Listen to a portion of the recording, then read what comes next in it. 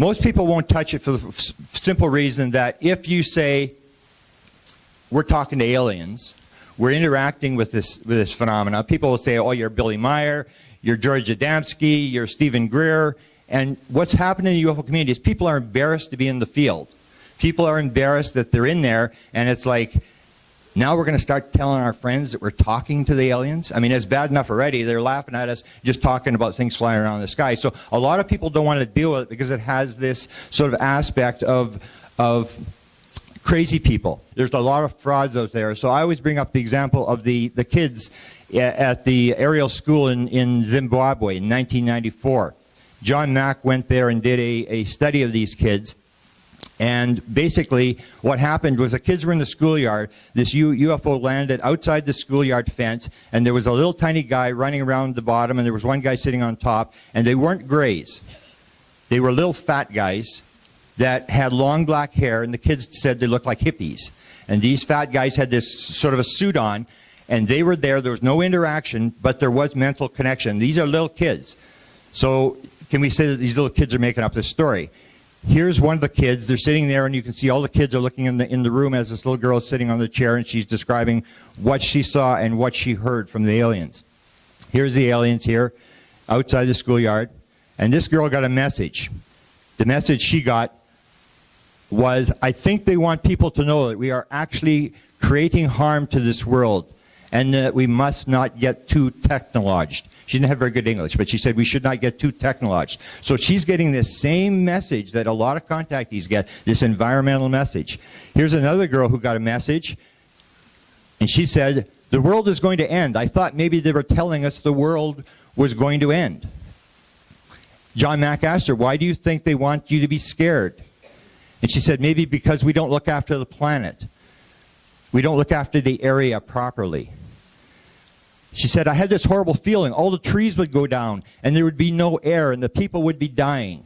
And you got to remember, these kids were just playing in the schoolyard, and this object was sitting there, and these messages were coming into these kids' heads. John said, how did that message, this environmental disaster message, get into your head? She said, they didn't say anything. It was just the face, the eyes. They looked horrible. And so John says, the horrible look in their eyes had that information in them? And the girl said, yes. And here's a picture of the alien, the eyes, the way she drew it.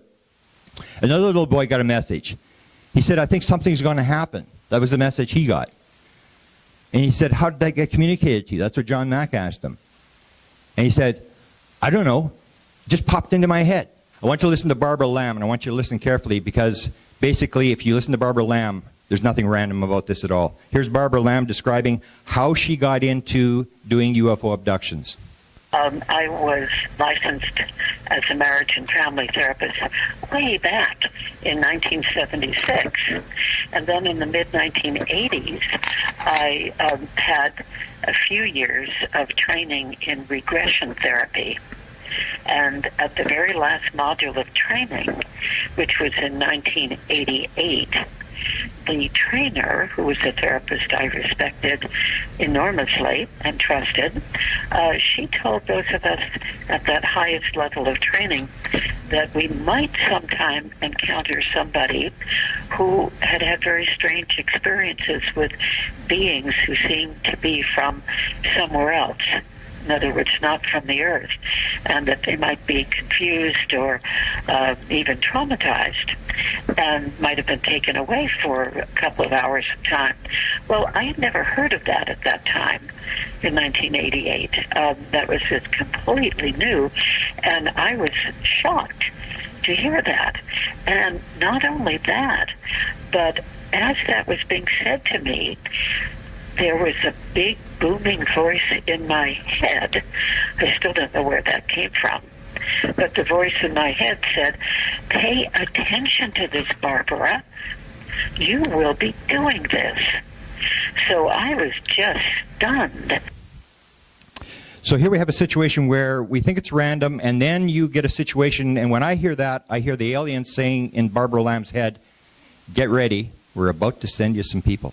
And here's, yesterday, Stan Romanek was talking about non-local events. I'm sort of dragged into a case. Well, I actually got myself dragged into the case of Phil Bledsoe. And I'm not going to get into the whole story because Warner Brothers is trying to get this story as a movie. This is one of the most incredible stories I have ever seen. He's in North Carolina. I just spent time with him. I'm going back tomorrow to spend some more time to talk to him and his son. It's a sort of like a 5-person abduction, just really weird sort of thing. And he's had a bunch of experiences, and it's sort of like, you know, and then you see Stan talking about the same thing, that when you get into the UFO thing, it opens up this weird world where all sorts of paranormal stuff starts to happen. And the same thing is happening around the Bledsoe family. And here's Stan, balls of light, shadow beings. So when I came here, I asked Lisa Romanek, I said, well, have you had experienced the shadow beings? And she started laughing. Oh, yeah, because the Bledsoes are experiencing these shadow beings stuff. And it's sort of like you open it up, and all this other stuff comes in. The UFOs open it up, and all this other stuff comes in. Now, here's the amazing story that I told people I would tell here. This is the most recent one, and this is where you can see that we're starting to make some ground. This was publicized all over the place, and the reporters were actually using the word telepathy. These are rats. One is in Brazil, one is in North Carolina, and what they do is they wire these rats to a computer, and they teach the one in Brazil on the left-hand side, and this is instantaneous. They're watching both rats at the same time. They teach the rat on the left how to push a trigger to get food. And as you push the trigger 7 out of 10 times, the rat in North Carolina goes, oh, okay, and walks over and pushes the trigger. And it's triggered that they're wired together and they're getting the signal and they can figure out what the signal is. So here we have the same as particles are entangled, you have the human mind. And the CIA, there was a guy formerly from the CIA that was actually going to run an experiment. They didn't run an experiment. They were going to try to actually do this experiment. Are the human minds entangled? Is there this oneness that is described by contactees and abductees? And this sort of goes to that minds are entangled. Here's the one I find most dramatic. This is in my book. I talk about these leaks, and a lot of the leaks that were coming out of the government is this guy is supposedly the Falcon, who was a CIA guy, was leaking this material. There was a show called UFO Cover-Up Live in 1988 where they were actually leaking material to the American public through this documentary. He appears on this documentary, and he talks about the most dramatic thing he saw was called the crystal.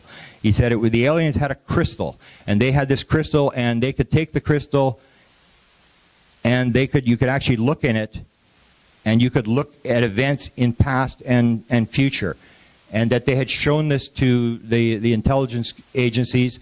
And one of the stories was, Linda Howe tells the story, that one of the things they could show was the crucifixion of Jesus Christ. So that was one of the things that was shown in the real world. If you read this book called Journey of Souls, which talks about lives between lives, where they did 7,000 regressions and took people to the period of time between lives. During that, if you go to page 94, you will see this reference. Everything we see, they're talking about reading books and studying in the between lives. On page 94, everything we see is in live pictures. They are multi-dimensional. They move, they shift from the center of the crystal, which changes with reflected light. So you have the aliens talking about this crystal, and you have in the between world the same idea of the crystal, where you can go back and look at events in the past. It's always out of focus when the book is opened. We think of what we want. The crystal turns from dark to light, and it gets alignment, and then we can see. A lot of people, Stan Romanek stole all this stuff from me yesterday. He went through all this. Stan Romanek is getting messages. I just want to go through the one. This is Claude Swanson, who's the scientist behind it. He says there's a single theme that runs through all of Romanek's equations. They are about the true nature of time and space and vacuum, and the present equations relating to how it can be manipulated. So basically what he's saying, what I believe, is that the aliens are basically you going through Stan Romanek and telling us how it works. They're feeding us information. Here's the most significant one. This is Swanson. It suggests to me that the advanced intelligence is trying to say to us, the distances between us are not too great. That's how we do it, and that's the way they're communicating. My sense is that that is like a trail of breadcrumbs designed to lead us to a deeper understanding of physics. So they're basically giving Stan and information and predictions and all this kind of stuff, that they are feeding this stuff through people to try to move their aspect of disclosure. Now, they went through. Let's go to the end. I want to see how. I'll show you how this ties into the government. What this means to me is that I've been in this for a long time. I've been in this since 1975, and what I'm thoroughly convinced is that we are sitting there watching pages of a book being turned. That basically they are leading us down the path. And they are basically, as it goes along, because I know cattle mutilations only started in 67. I know that crop circles only started in 83. I know that ground traces have basically stopped. It used to be all ground traces. You used to have angel hair. Doesn't happen anymore. Things are changing. It's like we're watching the pages of a book turn. And as it develops, we see new things, and they show us new things. In the last year and a half has been dramatic for my personal experience of the things that have happened to me in the last year and a half that show that something's coming to a head here. Ben Rich stands up and he says, he shows the last slide he shows is a flying saucer. He says, we now have the technology to take ET home. We've discovered the mistake in the equation. But it's going to take an act of God to get this thing out of Congress because it's so deep black. Two of the people that were in the room were Jan Hartson and T.L. Keller. They were graduated at UCLA, and this was for the alumni UCLA engineers. They're in the room, and they chased Ben Rich out of the room, and Hartson says to him, he says, what are you talking about? He said, you're talking about the mistake in the equation. What are you talking about? We're interested in UFOs. We're interested in UFO propulsion. How does it work? And Ben Rich is asked, how does it work? And he turns around exactly what Eric Walker had said 2 years before. He said, let me ask you a question. What do you know about ESP? And Jan Hartson says, well, that just means everything in time and space is connected. And as Ben Rich is getting in his car, he said, that's how it works.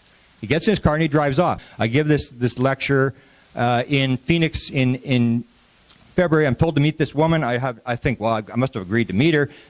She comes to the house. It's a private meeting. She says, what did they tell you about me? I said, I don't know. I'm supposed to meet you. I'm supposed to talk to you. She comes in. She tells me she's working for the government. She's doing some sort of remote viewing for the government. And she says, I'm flying the flying saucers. And I said, you're what? She said, yeah. I said, you're flying the flying saucers? She said, yeah, I fly a bunch of them. And so she's telling me, I said, well, how do you do it? And she says, well, you use your mind. And I went, ooh, that's kind of cool. Since then, 15 people, since February 26th.